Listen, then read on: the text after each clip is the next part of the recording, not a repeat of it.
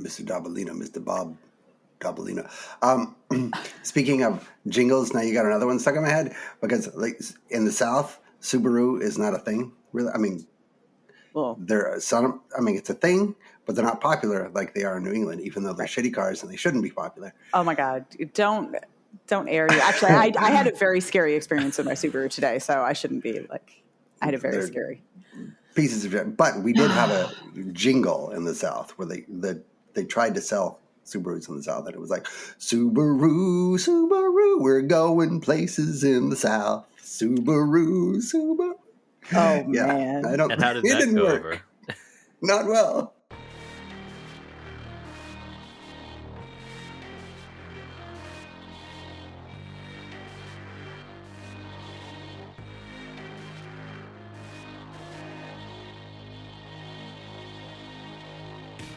All right, let me see if I can make this thing work. God damn it. What are you trying to make work? Oh, his quiz page thing. Oh. Yeah. As always, I sit there and I'm like, I have no idea what you're going to ask because I cannot think of what. I just hope I've absorbed something in the past week because I haven't sought out any information. Yeah, this one's easy. There wasn't a lot. This one's easier than usual, I think. Oh, I do want to do another Dr. Odyssey rant, especially because I think they're on hiatus. But it got stupider. It got so much stupider. Somehow it got dumber. Dustin, you have any other shows to add? I've only seen 3 of Interior Chinatown and 2 of Man on the Inside, but I feel like that's enough for me to. I finished both. Oh my God. Oh, wow. I finished Man on the Inside and I quit Interior Chinatown. How many episodes did it take you to quit? Was it the first one? Wow. No. I was in 4. Wow. I did 4. I'm actually surprised you made it that far. I also read the book and I didn't like the book, and it's just it's fantasy sequences. I don't like fantasy sequences at all, and there was too many of them, and it annoys the hell out of me. I don't. Wait, Dustin, how is it fantasy sequences? Yeah. It's just meta. Like also, did you read the book or did you listen to it? I listened, and it was annoying as hell. So that was part of it. I genuinely think that this book is one that like you actually have to read it because it's screenplay format. Right. So like and they tried to read the screenplay format, which was that's not going to work. But like a lot of like what works on the page is the fact that it is that like they're like, no, you're reading it in screenplay format, so it makes you feel like it just like enhances the feeling of like that you're inside of a TV show. Yeah. I actually want to read the book now, and I'm curious, like your take, having read it. Yeah. Like how it compares. Because it'll be interesting because again, I didn't have time to like really like go back and read. Like I flipped through to be like, what happened in the book, and like because it's very different, and in a way that we'll get into it, but it's interesting because it's, again, I remember reading it and thinking, I don't know how anyone would ever adapt this. Yeah. But you know, they did. So, all right, we should start. I mean, we probably have started by now, but we should officially start. Welcome to another episode of Podjiba, the Podjiba television podcast.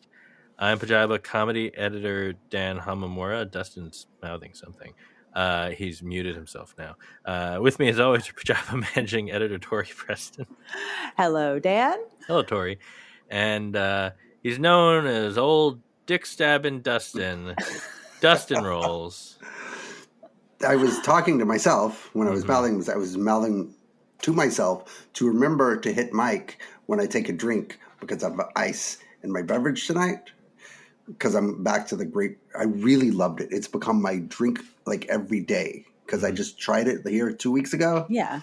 It's like vodka, the grapefruit polar seltzer, and the grapefruit juice. You just mix it all together. Oh, it's fantastic.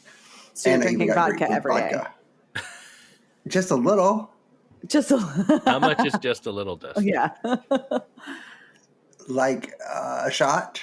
There's like a shot in each glass, and I'm on the typical day. I just have one. Tonight I'll probably have 2. Okay, and I don't drink on nights that we do the podcast and tell the podcast. Oh. Oh, wow. Really, really it turned over a Save new it leaf, up. Dustin. Yeah. Yep. So triple grapefruit. Everything is grapefruit flavored. Yeah, I really love grapefruit. I do too.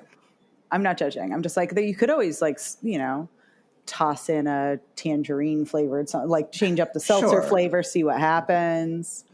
I'll get there You when I know, get bored They of make this. they make a birthday cake flavored vodka. Okay, I don't care for that. That sounds No, thank you. that sounds No? like a bottle that we have to send Dustin. No. Yeah. Dustin, I know that you meant that you're hitting mute, but you said hit Mike, and I felt bad because I was like, I don't know who Mike is, but you're that poor guy. When I hit the mute button, but the button says Mike. Does it? Yeah. I don't think it says Mike. It's a microphone symbol. No, yeah, it does. Mine underneath. says Mike underneath. Oh, does it? Yeah, it does.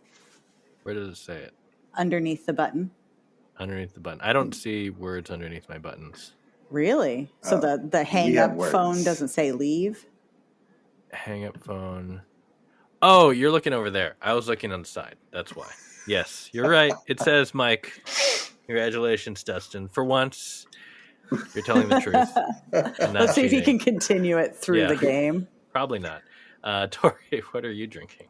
Oh, I've got another raspberry sour, although this time, because I only have 2 cans left, I brought both cans down just in case I'm feeling ambitious. Okay. Do it. Terrible idea.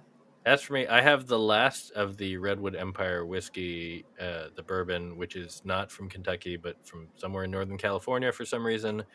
But I emptied the bottle.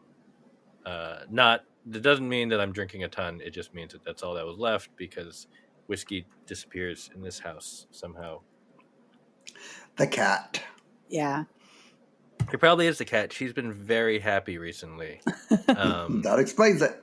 She's real happy. She's running all over the place. She's like a happy, it's weird to see this cat go through so many transformations from like when she's not feeling good, she'll like hide and just be sad. And then now she's feeling great, but she's not excessively aggressive like the last steroid. She's just like happy and like she wants to play. It's good. She's very needy now, so that's tougher, but it's fine. Cuddles? Do you get cuddles? Yeah, and not as many punches. So pretty good. Still hates the other cat, and the feeling's mutual. So it's fine. Oh my gosh. Dog's still terrified of her. Really? Correctly. Yeah. Oh yeah, because she'll swing at him if he gets out of line, or if she thinks he's getting out of line, or if he's in the spot that she wants. Or he has not actually done anything wrong, and that does not matter. Yeah. I'm very excited to take my dog to Vermont with me this weekend for Thanksgiving because I'll be there for several days. And the great thing about having a dog is anytime you get tired of just being in the house, you're like, sorry, I have to go walk the dog. That's true. It's a really good escape. It's a good excuse. That's not the only good thing about having a dog, Dustin. Yes, it really is. Penny, you're Penny's favorite person. This is hurtful to hear. I hope Penny's not listening right now. Yeah. Penny is not around me, which is unusual. That's good. That's she doesn't need this. Thing. Yeah. Oh. I can't believe it's Thanksgiving week. It is, yeah. It's weird. It's weird to feel like the year's almost over. Yeah. Also, is there going to be Survivor this week, or do they? There is.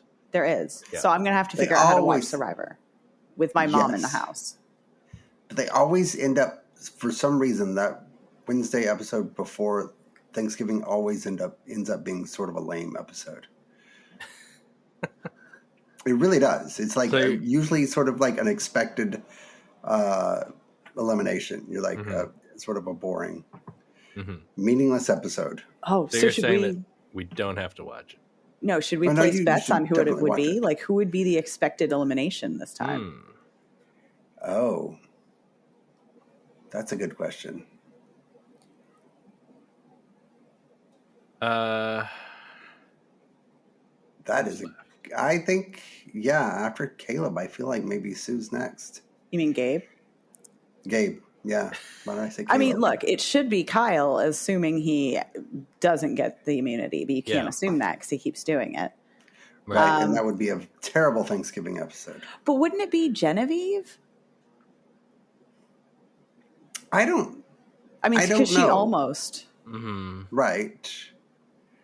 But did she? Or was that sort of the editing trying to create? It might have been I think it was a bit of editing, but she definitely thought she was at risk. And it definitely, it did seem like people decided to go for Gabe, but like, it was, they definitely had to debate it. Like everyone seemed to agree on the reasons why Genevieve would be a smart call. I feel like it would either be Kyle or Sam. As far as like if you're going for like most expected. You think they're going to go after Sam? Oh, maybe. This is about, how many people are left? 8? This is around when you start looking at like the big strong people, or who you consider the big strong people. And like, I feel like it could be like Kyle's the target, but then he wins immunity again. Oh, and then they're like, okay, well, who's the next strongest person? And it's not going to be Andy because nobody cares. He's not going to win. So, so then they target Sam, or like, or maybe Andy turns it and he's like, this is my chance to like really take control of the game. Yeah, I'm Andy. But I also, the other thing is Sam's been actually interesting the past couple of weeks because he's the first one he's actually starting to get really perceptive. Like he's pointing out threats that other people aren't quite figuring out. Right. So he's actually playing the game better than I was expecting, but I don't know if, it's really, do the other players realize that? Right. I mean, if they do, then he suddenly looks very dangerous. And will exactly. I don't think they're really on to Sue yet, though, other than Sam. Sam is on to Sue. And Sue definitely is more vulnerable without Gabe around. Yeah.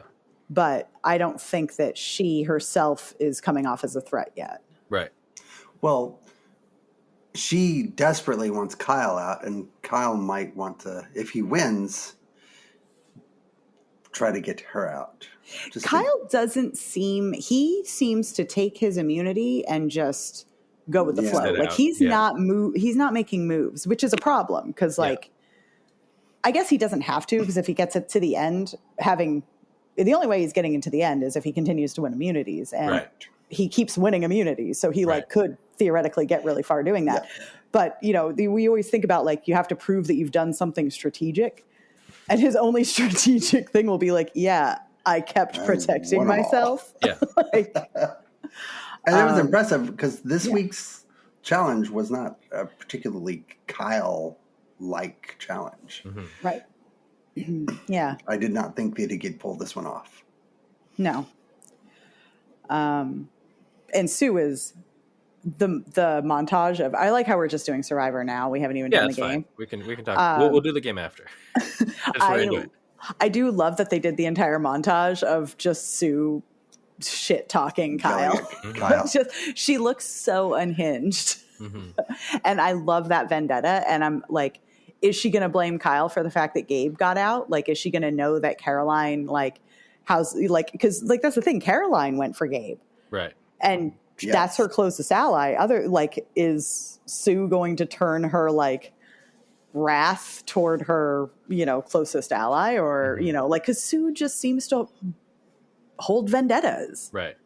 Which is, again, what I love about her. Yeah. It does feel like it's possible, but I would worry for Sue that if she turned her wrath on Caroline, Caroline's the only one who knows that she has an idol, right? Right. Of everyone, at least from what we've seen. So, so pissing off Caroline would be real dangerous. Right. And especially not having Gabe to fall back on. Yeah. She needs one person who she can actually kind of rely on. And I do feel like of all the people who could rationally explain their position, Caroline's probably that person. Yeah. Out of this cast, like she is the person who knows if Sue buys it, but she could be like, look, here's what happened, here's why I made the decision, I'm sorry, but this is the math. And then and Sue, either goes with it or doesn't. But Right. Caroline is what my kids call a pick-me. What? Often. The kids call her a pick-me, which she really is. She's just like, to me, she's the quintessential pick-me person. What does that mean? Oh, it's slang. It's like someone It's who's like just a person that raises their hand, like, pick me, pick me. She's that person. Yeah. But I loathe her. I mean, I don't loathe her. I really just don't. I don't like her. I find her insufferable. Really? I don't feel like she's had enough screen time to be insufferable, to be honest. She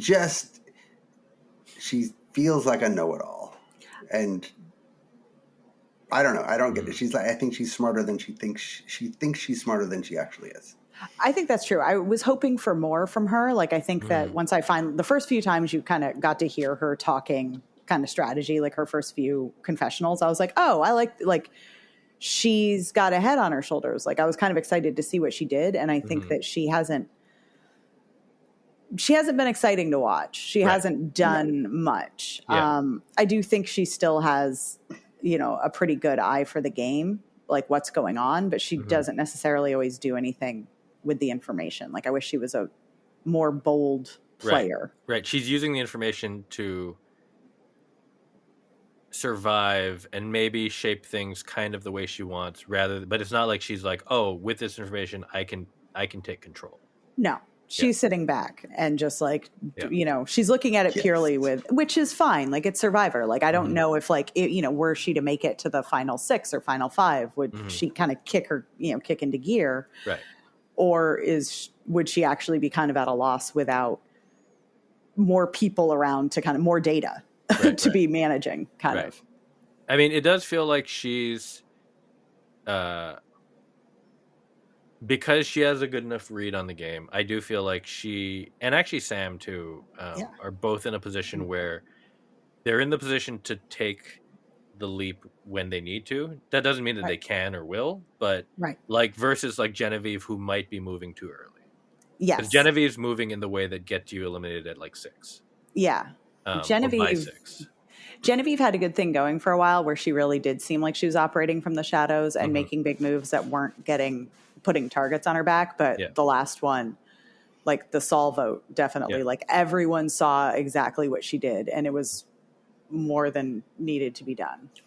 Rachel is playing the game that Genevieve wants to be playing, which is like a little more low-key, waiting, biding her time, but still like playing, but keeping under the radar. But the problem is Rachel's been doing the best she can with like, I mean, like she has a lot of advantages that people don't know about now. Right. But she was the bottom for so long. Genevieve has never actually been in danger before this week. Right. Like, I think it's interesting to see if Rachel and Sam at this point in the game, are they officially out of the bottom? Are they actually like, do they have the room to kind of, take more control? Because I think they've been doing just what they could to survive. Like they've lost kind of everything. It feels like they have enough room now, except that, I don't know, some of that probably requires Andy to be on board, and Andy, who knows what Andy's going to do next. Andy just seems to be lying to everyone. Yeah. And thinks he's pulling it off. Run the game. This is the thing. Like, this is where I'm like, I can't tell. Like, the edit, Andy is fascinating. Like, I still want him to just like melt down. Just dramatically. I just want him to flame out in this huge way and everyone to vote him off because he's unpredictable. But he's actually been, pretty solid. I think the thing with Andy is that he's so enamored of his own kind of deceptions and like he's writing his own Survivor narrative, and it's like, nah, man, like just let the editors do that for you. Like, what are you doing? So he's like dictating who he is. What was it, like a spider edit or something? There was oh my gosh. But he, like, my thing with Andy is that yeah, I mean, he's lying to everyone, telling them what he wants. He's convinced that he is the linchpin. Mm-hmm. And what I can't tell yet is if he actually is. Mm-hmm. Like, has he actually claimed the position that he thinks he has? Right. And part of this is, again, the edit. Like, I can't tell how truthful it is, or like has he really pulled the wool over everyone's eyes? Right. Or is he just got an inflated ego and he's going to have that until somebody surprises him? Right. It's hard to tell. I will say one thing that has that I wasn't really considering early this season when Andy had his meltdown, but now is coming more into focus is that so I know you guys don't watch Big Brother, but this past season of Big Brother, there was a player who made it pretty far who had kind of like, and not on the same level, but like had kind of like her early edit was very like, oh no, is she crazy? Is she just kind of like a crazy person who, and she's emotional, but it turned out like, oh, afterwards is like, oh no, she actually like has a good read on the game and like played pretty well. Like she didn't win, but she had kind of a similar arc where the very beginning it felt like, oh, she's going to be eliminated right away because she's not built for this, and then it turned out like, no, she had probably like some kind of shock, like, and like, which was genuine, but then once she was able to settle in, she could actually play. And it's starting to look like Andy can do that, and the benefit is, I mean, again, in a similar fashion, it feels like people are underestimating him because of the initial meltdown.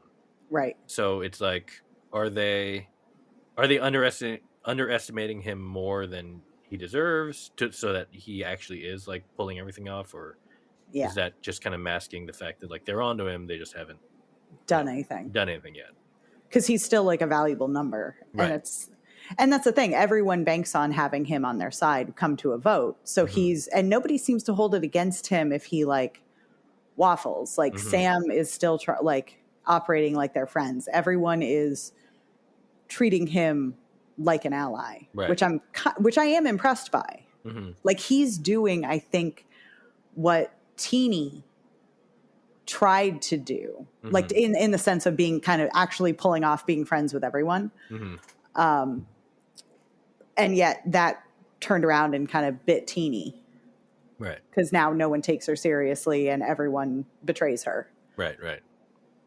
But she's so non-threatening that no one's bothered to vote her out yet. So she has like no power. Right. She has both no power, but also is not. Yeah. I mean, it's good in terms of like, she'll probably won't get voted out anytime soon. Right. But yeah, she's no one's expecting her to make a move. No. And so far she doesn't seem emotionally prepared to make a move, but we'll see. That can always flip. Yeah. The other thing from this episode. Oh, go ahead, Dustin. I was just going to say the important thing about the episode was what was up with Saul's vest. Oh, well, yeah. I mean, obviously. What do you mean? What's up with it? He didn't really like wearing a shirt on the island, and technically, the jury is still on the island. That's so, true. That is true. Do you think that that's normally how he dresses, or do you think that he just did that for the jury this time? I think that's Survivor Saul. Like, I'm not saying he rocks no shirt and a vest in his everyday life. I don't know where he lives. Like, what if he lives in Michigan? Like, no, he probably doesn't do that. But like, when people go on vacation and it's like, this is vacation me. I only drink, things out of coconuts on vacation. Like this is his coconut drink. This is, it's just, I'm on vacation. I am not going to wear a shirt and you cannot make me. Yeah. I covered up my nipples. But he looked so good. Yeah. Just glancing at his Instagram, yeah, he seemed not that person on his Instagram. I looked at it for a while. Yeah, and that's fine. You were looking for more shirtless pictures of him? In the real world, sometimes you have to wear shirts. Yeah. Yeah, it's a shame. The very important moment. Thank you, Dustin, for reminding us. The other thing that I wanted to discuss briefly was, so a lot of people have made, so this week at the Immunity Challenge was the rice bargain. Yes. and everyone giving up the shot in the dark. at least Jeff didn't stab the bag this time with his knife, but so usually the negotiation is over people stepping out and not playing in the challenge, which is where it started. But then this year they agreed to all give up their shot in the dark, for the rice. And a lot of the commentary has been making a big deal about it, and I kind of feel like they got off easy. Oh yeah, they absolutely did. I mean, I just don't feel like not enough people play the shot in the dark, and the shot in the dark, the odds of it are not good enough to like. I feel like that's a lower price than like half of them having to sit out. Right. Oh, absolutely. But people are like, oh my God, they all gave up their shot in the dark. What a crazy big, like, I don't know. The one time the shot in the dark's been played successfully and mattered was Caleb, and Caleb was out the next week.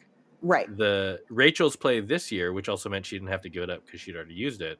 Yeah. That's actually the most interesting use of it I've ever seen. Right. So I don't know. I just it's just funny to me that the discourse around it seems like people are making a big surprised deal. that and I feel like I don't know. I think that's fine. But it's the same thing. Like with the players, they always talk about like being worried that like, oh, the person's going to know the vote is swinging toward them, and they'll what if they play their shot in the dark? We have to make sure they don't play their shot in the dark. And it's like, take the risk, man. Do you like vote them?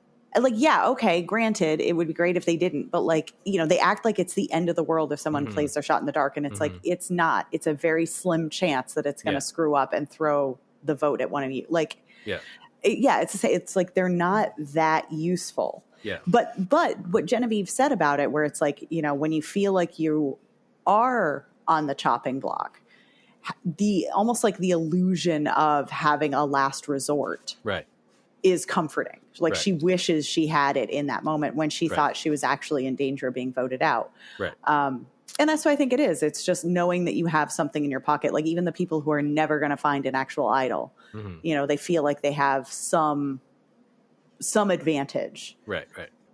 But they don't. Like it's not real.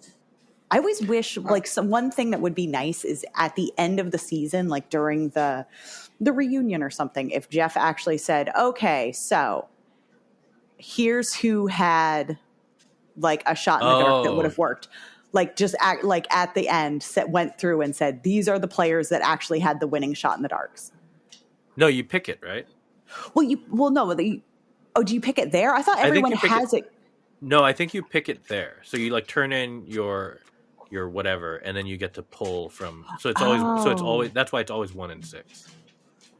I thought everyone had it. Like I thought they got them from the beginning of the game. No, you get like your little token at the beginning. Oh, a token. Oh, so you don't know. Okay. Yeah. Although I think I still contend that the way that I would want Shot in the Dark to work is it starts at 1 in 6, but the odds improve each time someone uses it.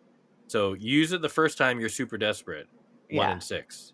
Let's say you don't get it, the next time it's 1 in 5. For whoever's next, it's 1 in 5, and it keeps going down until someone gets it, then it resets. That would be brilliant. It would encourage people to use it more. You want to wait, and it's more likely someone will use it at like if the odds are down to like 1 in 3, you'll be like, sure, whatever. Yeah, that's really smart. But, yeah, that is good.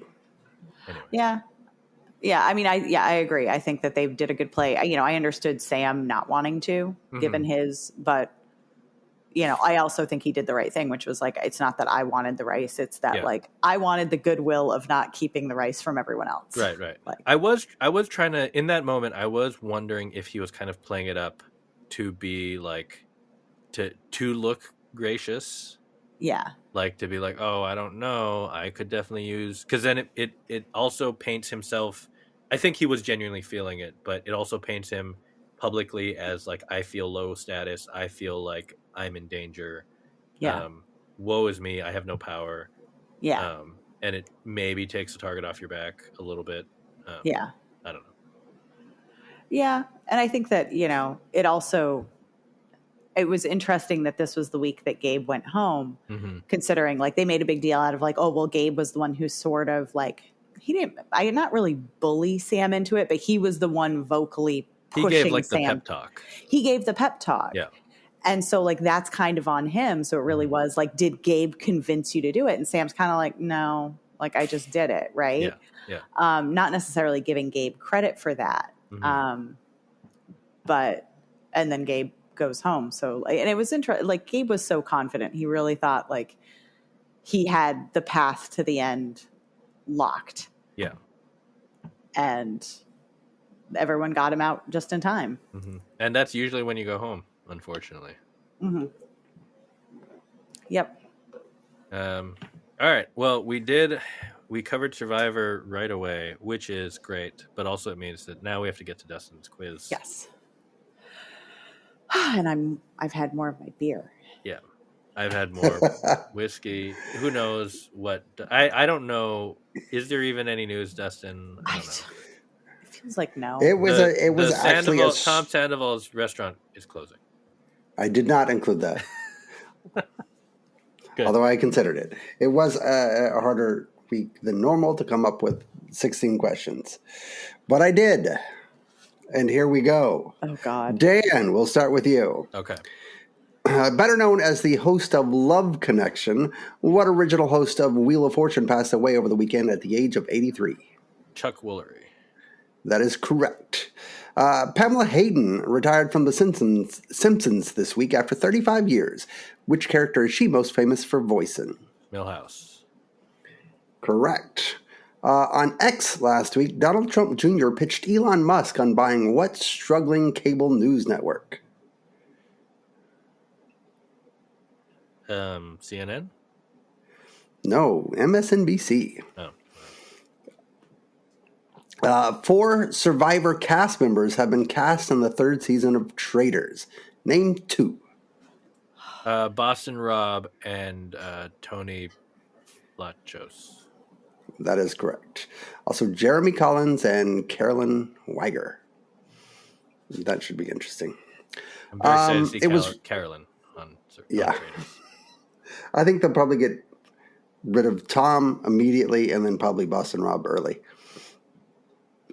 It was reported this week that 2 big names in television news will be taking pay cuts in their next contracts. MSNBC's Rachel Maddow and what Good Morning America co-anchor who also hosts a Sunday show bearing his name? Huh? Good Morning America? Good Morning America co-host and the host of a Sunday morning show. George Stephanopoulos. That is correct. Oh, wow. I was just guessing. Wow. Well done. The Last of Us and A Wrinkle in Time star Storm Reed confirmed she will not return for season 3 of what messy HBO drama? Euphoria. That is correct. What actor fittingly reunited with the widow of Leonard Nimoy on his medical procedural last week? Zachary Quinto. That is correct. And finally, couldn't tell you the name of the show. Well, I didn't want to give you the name of the show because I knew that would completely give it away. It's Brilliant Minds. What police procedural announced today it's 6 new showrunner change in 5 seasons?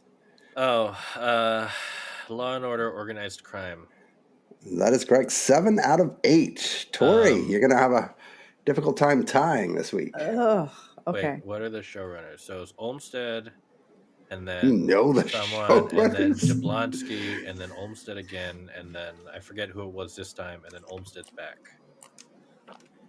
Maybe they should just stick with Olmstead. Yeah, they've had a tough time keeping showrunners on that show. Yeah.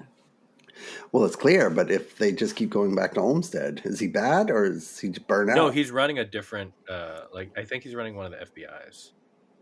Oh, so he's busy, but yeah, fair enough. Tori, all right, Tori. I think you will tie me again. Well, your faith is really touching. I hope I can live up to Where's my notepad? your belief. All right. Courtney B. Vance was cast as Zeus in Disney's Percy Jackson, replacing which beloved The Wire actor who died in March of this year? Lance Reddick. That is correct. During Sunday Night Football this week, announcer Chris Collingsworth got his co-host, this is not a football question, got his co-host Mike Tirico to admit he had a torn Achilles by segueing from a conversation about what new NBC medical series? New medical series. Oh, St. Dennis Medical? Correct. Is that the name of it? That is the name of it, yes. Oh, good. On an episode of Joe Rogan last week, the conspiratorial Rogan suggested that Bambi and other animals in Disney movies are killed to promote what? Wait, that Bambi is killed or his mother is killed? Oh, yeah, Bambi's mother, whatever. Bambi's mother and other animals in Disney shows are killed to promote what? Homosexuality? I don't know. Close. I have no idea. Veganism. Disney's been pushing veganism all along. Yeah. Disney. Oh, my God. Yeah. We learned this week that which iconic Happy Days star prevented his daughter Zoe from starring in a season of The Bachelorette?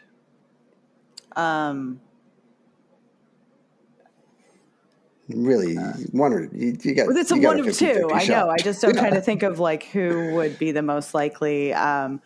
It can't be. I'm. Is it? I think it has to be. It's. I mean, well, no. I mean, it has to be Ron Howard. No, Henry No, Winkler. it's the other I was one. gonna It's say Henry Winkler. Winkler. I know. That was my thing. I'm like, it's one or the other. But like, I know that Howard has daughters who act. So I was like, I don't know. A new Max series from John Wells and Noah Wyle that is definitely not an ER remake set in Pittsburgh, wink, wink, got a trailer and a release date this week. What's it called? The Pit. Okay. That is correct. That one I know. We saw the trailer for Pop Culture Jeopardy, which premieres next month on Prime Video. What current SNL cast member is the host? Shoot. It's not Colin Jost. It is Colin Jost. Okay. All right. Number 7. What Felicity star will recur in season 3 of Will Trent, which you'd know if you paid attention to Slack and My TV Interest? Scott Foley. That is correct. I do pay attention. And finally, this ABC drama that originally ran from 2004 to 2010 may be the next Suits, as it currently ranks number 2 on the Nielsen ratings behind only The Lincoln Lawyer. Wait, ABC what drama? Just an ABC drama that ran from 2004 to 2010. Suddenly doing very well in streaming. Dan? Hold on. I don't know if this is the answer. I'm just guessing.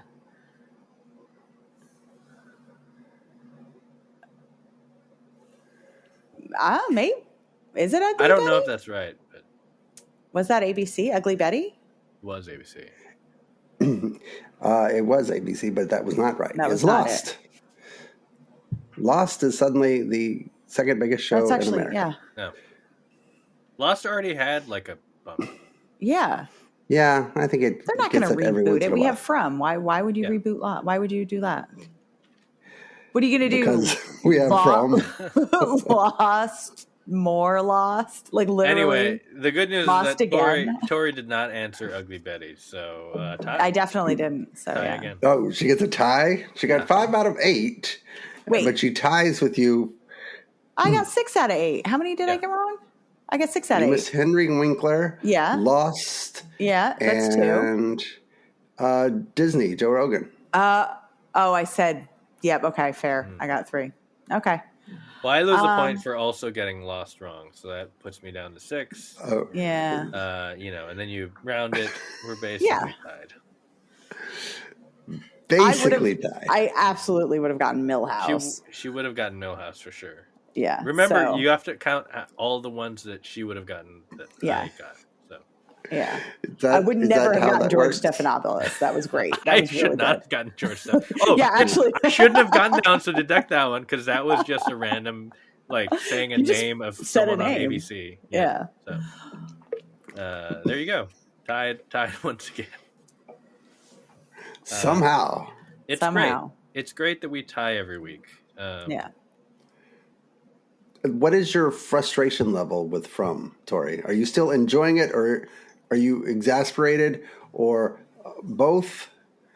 I'm still really enjoying it. I think I'm enjoying it. The back half of the season did a lot of like trying to actually answer mysteries while setting up new stuff, which felt nice. Like they've been like introducing weird things for 2.5 seasons. And so like it was nice in the season that they finally started knocking some of those pegs down.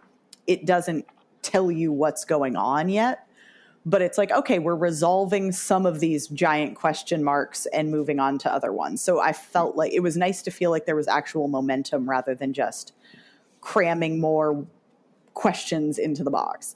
I don't know.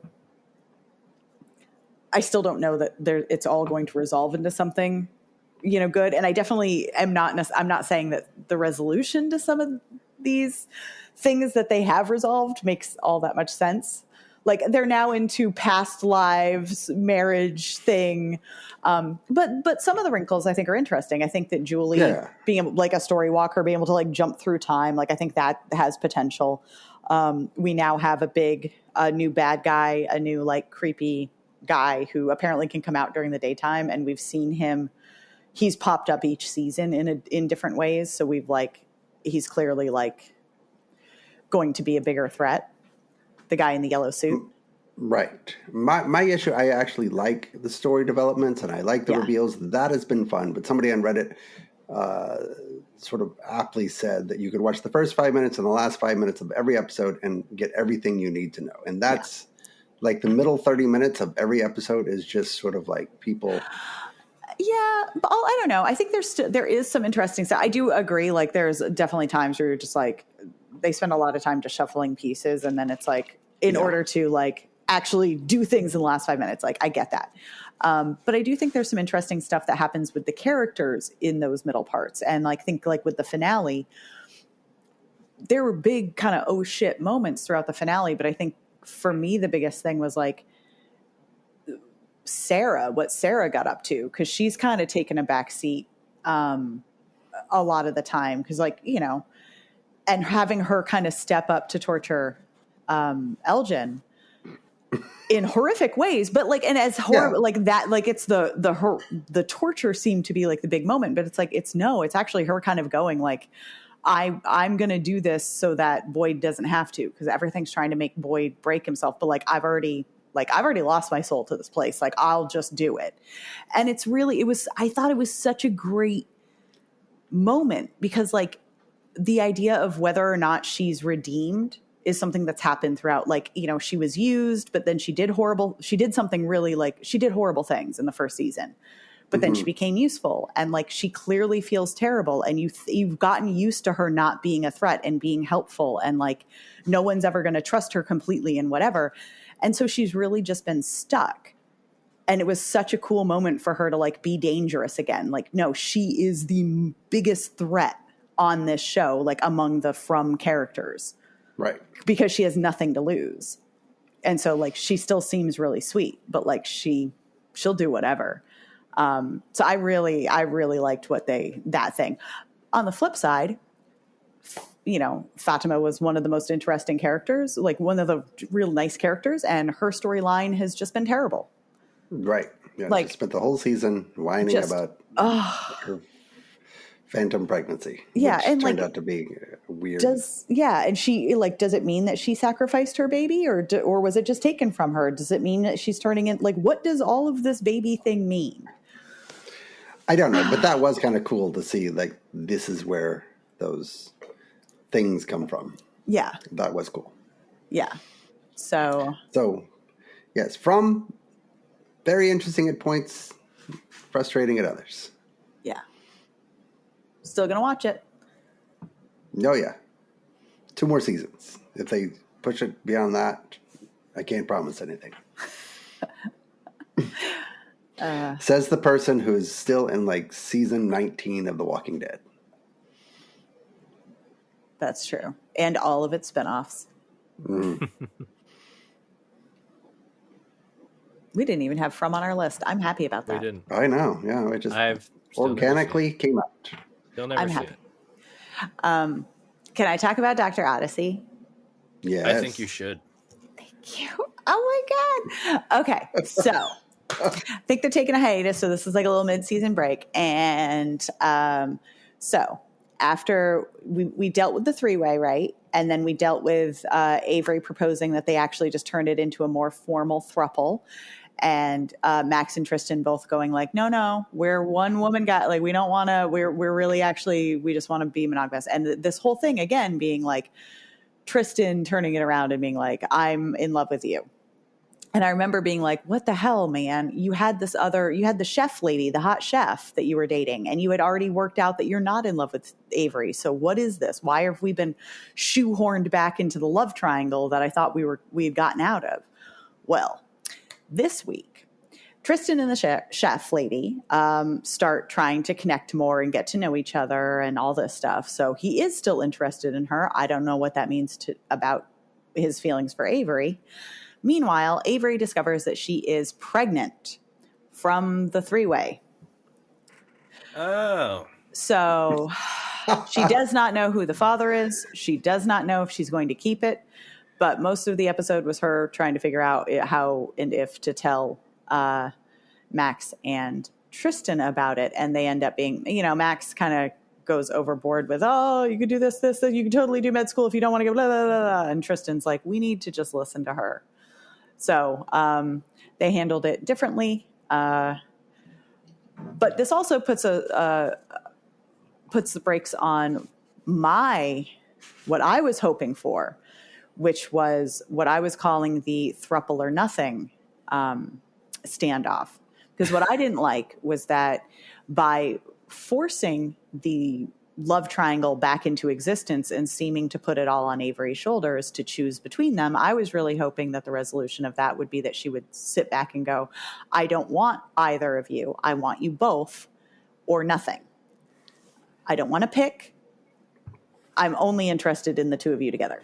Mm-hmm. And I was hoping that would be the resolution. Like that would be how they got out of this. But no, baby. So I guess we'll have to tune in sometime in 2025 to find out whether she's keeping her baby and if we'll ever find out whose it is. But yeah, one time. Also, they definitely were very focused on the fact that they all used condoms and it was just a freak accident, which, yes, happens.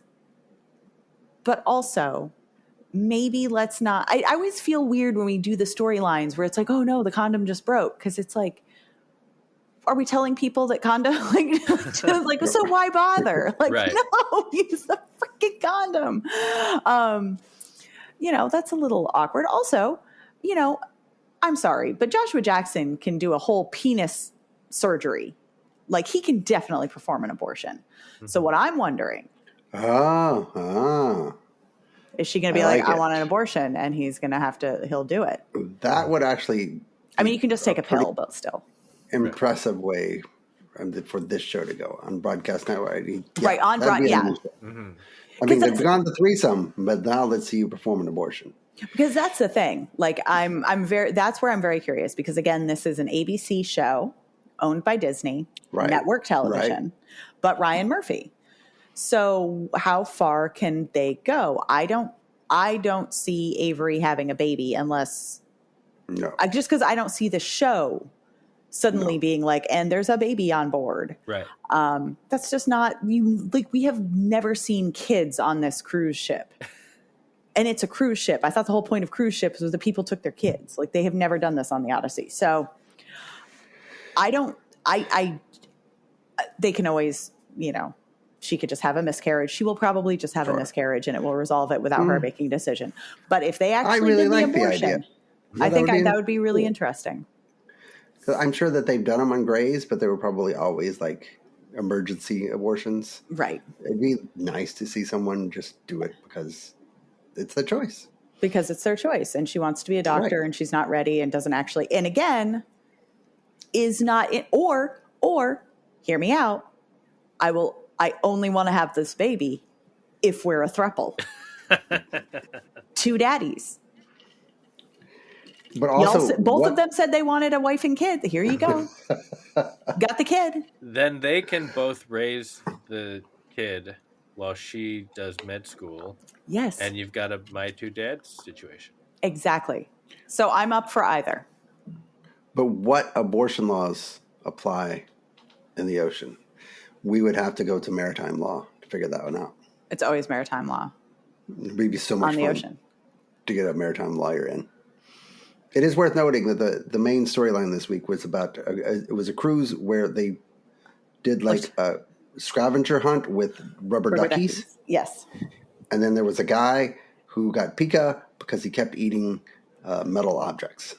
Yeah, or he kept eating metal objects because he had pica. And then they pulled them out of his intestine and he had necrotic intestine, or necrotic bowel. It was like something got in there and and so he almost died. And it was super gross because you literally see them pulling the intestine and the bowel out and like squeezing, like we have to manually empty it. Yeah.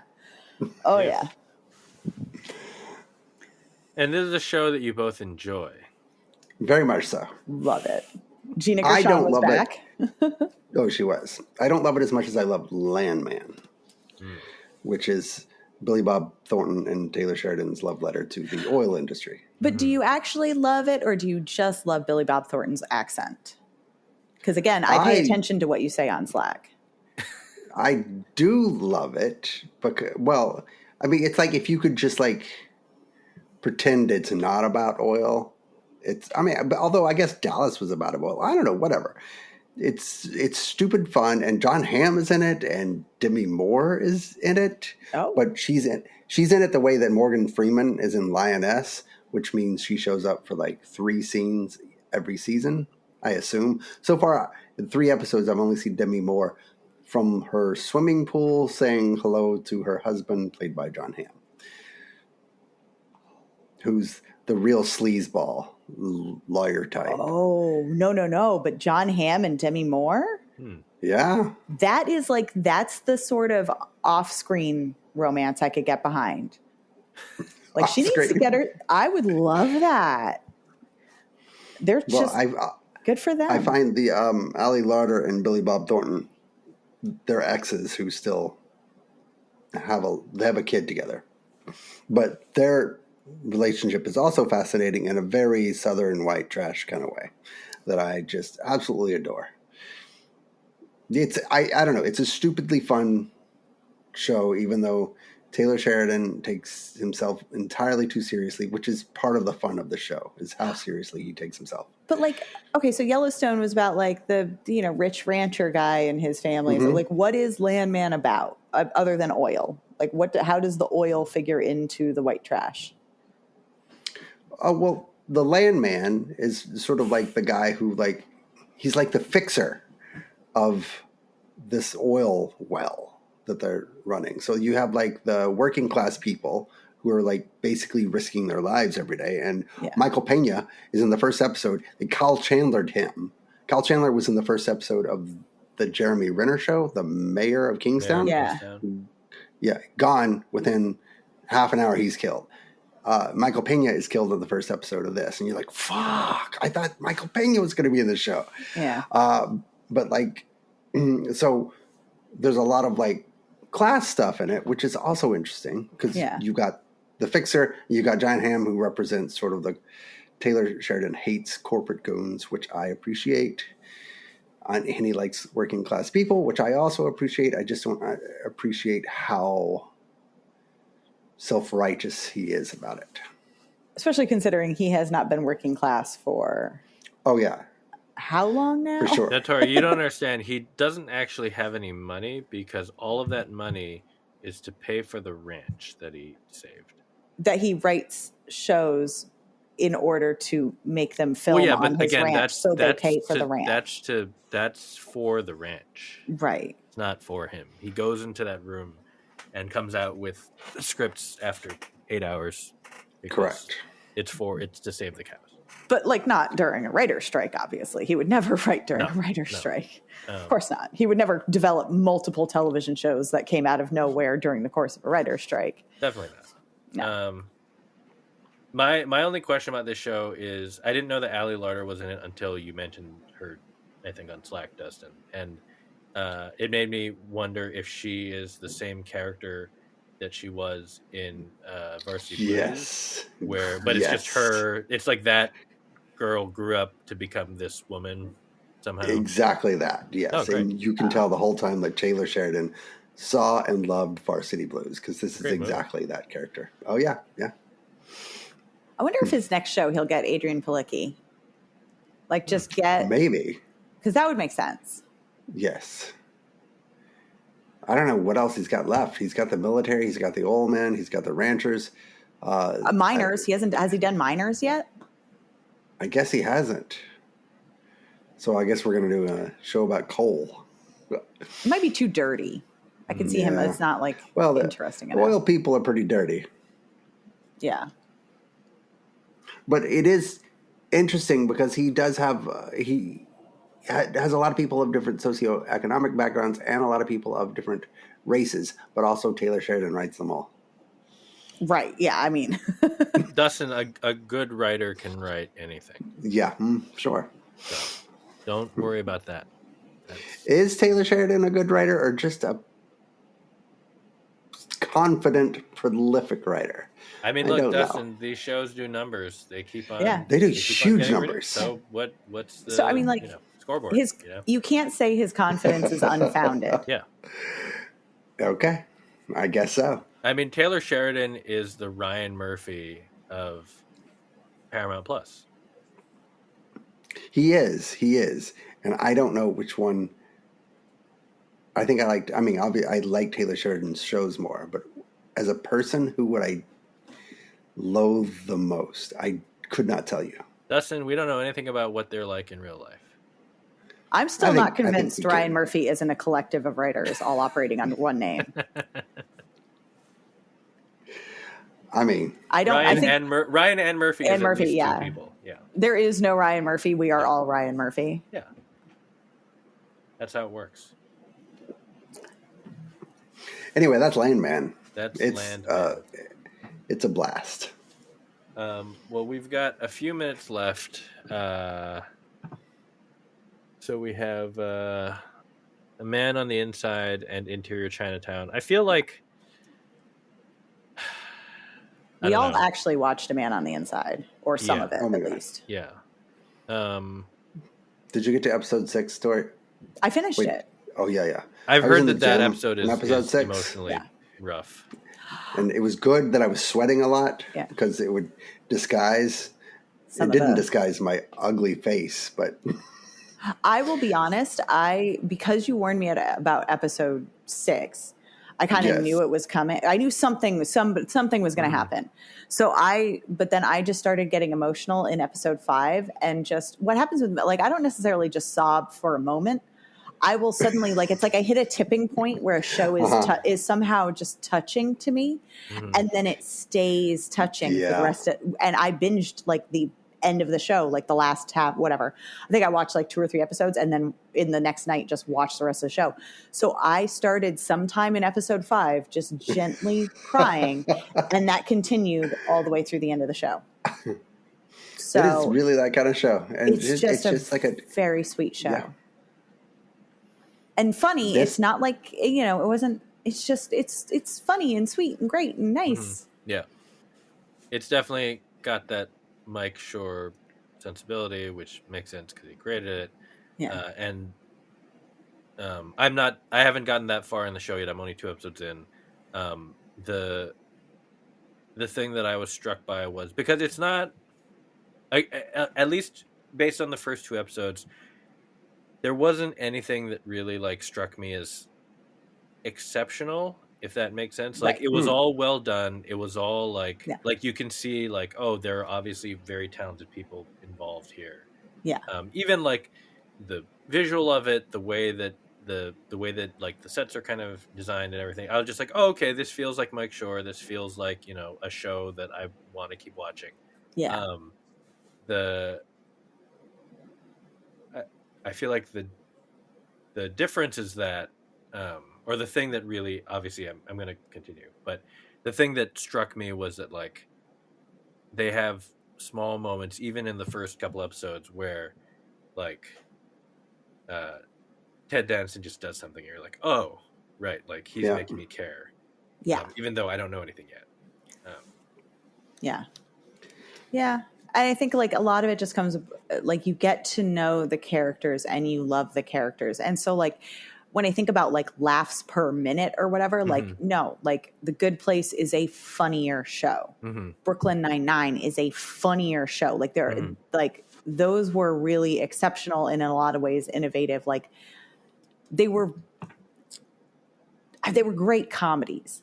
It's weird. Like I think one of the things that struck me about Man on the Inside is that like it is a comedy and it is funny and it has all the hallmarks of being like it is the structure that it needs to be a comedy. Right. But when I think about the show, I don't think about the laughs. There aren't jokes that stand out to me. There aren't bits that stand out. Right. The bits that stand out are sentimental or touching, or their characters connecting in ways like, and that doesn't mean like, I know I laughed. There were some great, but they're the kind of, and then maybe in that way it's a little bit more grounded because some of the better earned jokes came about in ways that felt very natural. There's one toward the end where it's like, I don't know if you find out did you know what happened with Ted Danson's character's wife yet? She's gone, but did you know? I don't know if you've said, but it's pretty clear, I think. Okay. So she had like, memory. I think she had Alzheimer's. She, her, and so I think it's in the finale or something. There's this one moment where he's out to dinner. It's the finale or the episode, or the penultimate episode, but he's out to dinner with one of his new friends, and he takes him to his favorite restaurant. And the last time he'd been there, the waiter comes. He's like, "Oh, I haven't seen you in so long. Like, how are you?" And it turns out the last time that Ted Danson had gone had been with his wife. And he starts explaining, like, "Yeah, we made a scene because, like, my wife, I knew she was sick. I shouldn't have brought her here, but I thought that something familiar would make her happy. So, we got her favorite dish. They just brought it out. They knew what she always ordered, and she didn't recognize it. All she wanted was apples and peanut butter, and they don't serve that. It's like a Italian jazz club, something like it was like they didn't have that, and she went crazy. He's like, I shouldn't have brought her, and so his friend kind of goes, well, what was her favorite dish? And Ted Danson leans back and goes, and just starts laughing, and he's like, I don't remember. And it's that thing, and it's like, and it ends up like in this moment, you just start laughing because it feels, it's so genuine. That feeling of like, there's this really like heartfelt thing, and then it breaks the tension perfectly. And it's not that it's a great joke, but it's like you laugh because you want to laugh in that moment. You're ready for that release. Right. That the whole show feels like that, where it's like what's surprising isn't the jokes. It's actually that they're not as good. It's that they're cutting through these, like, he's getting into all of these intimate moments with these other characters, and like you need the humor to break through it. So I don't know. Right. I don't know if he has any like personal experience with dementia or with retirement homes with his mom or his parents, but the whole time I'm watching it, I'm thinking of Ted Danson as Regis Philbin, who's his father-in-law, and that just like the whole thing just felt like, oh, this is a Regis Philbin character. Yeah. Which made me sort of like it even more. Yeah. And there was just some great stuff with, like, I think we kind of tend to, they talk about like, thing about that the real danger to the elderly is loneliness. Like there's, and even among the elderly, there's almost a caste system where like once somebody's mind starts going, all the other characters kind of push away from them. They don't want to, because that's like, the idea of dementia or Alzheimer's or something is so, it's like, that is a level of mortality that people don't want to deal with. And so you're really like, but even amongst that, it was like, it was nice to shine a light and have these characters, like they're having fun. Like it's basically the Golden Girls, but with a mystery. Like it's great. And the mystery is really very secondary. secondary, but brought back Mark Evan Jackson, and that's all that matters. Mhm. Oh, that's true. Yeah. Yeah, I look forward to seeing more of it, and catching up to all the stuff that you're talking about. Yeah. Also, Cruel Intentions came out last week. On what platform, Dustin? Prime Video. Is it good? I watched the first 45 minutes of the first episode, and it is unwatchable trash. Just Wait, you terrible. think And it's not in unwatchable? yeah, just so fucking boring. I didn't know You that. gave up on a show without even finishing a full episode. You I haven't could been able not- to give up yeah. on whole shows. I know. That you hate I quit watch. Dune last week, and I'm probably going to go back tonight because I feel like maybe Having seen Cruel Intentions, you can. I feel like actually- maybe I didn't give it enough credit. I'll give this a try. A real bad show is Cruel Intentions. Yeah. Oh my God, you just reminded me. I think I spent so long binging Man on the Inside and Interior Chinatown. I'm not sure if I watched I don't know if I watched Silo. Oh, And I didn't yeah. watch the franchise finale. There's a bunch of stuff to catch up now that like the binges are over. That's the thing Yeah. about the binges. They throw off my schedule. Mhm. Same. And there were 4 last week. I'm almost Yeah. through Based on a True Story too, the second season. No, I'm not going to watch I that. think I'm the only person watching that. And that's okay. It's not great. But I like Kaylee Cuoco. I know you do. Yeah. Interior Chinatown, I'm 3 episodes in. Dustin, you stopped after 4. Is that right? That's correct. And Tori, you watched all of it. Yeah. If you don't mind, Tori, I think I want to save that for next week because then I can Okay. probably get through the rest of it and have Yeah. more of an informed opinion. Because like I have a lot of like half-formed thoughts where there are things I'm enjoying, there are things that I'm like I don't know if I'm misremembering the book or if I'm Yeah. because I read the book when it came out. I haven't read it since, but I guess the short version so far is like I thought the book was impossible to adapt. I think so far, at least through 3 episodes, they've done a very good job adapting. They've done a very good job to me of turning what felt impossible into a show that I understand. But I think I want to see the rest of it because there's something in the adaptation that I feel like I'm missing. There's an element I'm missing from the book, but I want to see if that holds true through the end. Okay.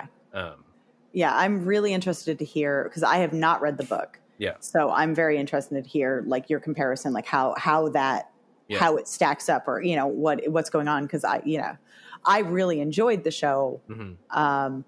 I do think that there's something a little off, even having gotten through the end, but I found it very satisfying. And it is, I am not surprised that Dustin gave up, and it is 100% my shit. Like, it's a weird meta show. Like, I love it. It's everything I wanted. And also, so like, if anyone here hasn't heard about it, hasn't tried it, I can't recommend enough, at least trying it, because if nothing else, you're going to get some really good Ronnie Chang in the first couple episodes, just being Ronnie Chang. And it's, you're going to enjoy that. But I think it's for people who enjoy television, I think it's a really interesting show, the way they kind of, it's about somebody living their life and realizing that they're in a television show and how to go from being a background character to a main character. And what happens when the genre changes or, Yeah. The other show that is not similar, but has similar tonal shifts, that I would say like it is like if you were one of the few people who watched Kevin Can Fuck Himself and liked it, then like this also might be up your alley because it plays with genre in a similar way. And like if you like that, I think and could withstand the jarring genre changes, I think that you can handle this show. But we'll talk about it more next week because I want to try to finish it so I can fully form my thoughts. And I think it's just a Hulu original, right? It's just a Hulu original. Okay. Also, Man on the Inside, Netflix. Cruel Intentions, Amazon Prime Video. Really? Right? Based on a true story is Peacock. That's right. Yeah. So we've covered all the services, all the major services. Landman, Paramount Plus. We provide information for our listeners. Yeah. Silo, Apple TV Plus. Yes. Oh, Silo. From Can you imagine how we really have good... covered everything? No, Epix, but MGM Plus, which is on Amazon. Right. Sorry, MGM Plus, which used to be Epix. I forgot. Right. But no, but do you understand how good Man on the Inside and Interior Chinatown were? That I literally forgot that Silo had an episode, and I've been living for Silo. I was all like, after the premiere, I was like, I need more. Yeah. Also understanding how much TV time you have, like, I'm shocked that you managed to binge all of them. Yes. Yeah, you're typically not a 2 full seasons a week kind of person. Yeah. No, we really, well, I mean, one of them was shorter. And Interior Chinatown, the episode lengths were, sometimes it would be like 35 minutes and then 48 minutes. So like the episode lengths kind of, but yeah, we really, really buckled down and just watched them. It was nice to have a weekend of just like, okay, the kid's in bed. Let's sit down and not move.